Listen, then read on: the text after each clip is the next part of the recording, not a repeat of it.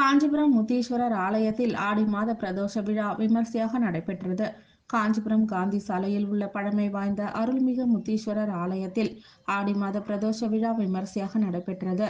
இதில் அலங்கரிக்கப்பட்ட பிரதோஷ பகவான் நந்தி வாகனத்தில் இருந்த ஆலய வளாகத்தில் வலம் வந்து பக்தர்களுக்கு அருள்பாலித்தார். இதனைத் தொடர்ந்து சிறப்பு தீபாராதனை நிகழ்வு நடைபெற்றது.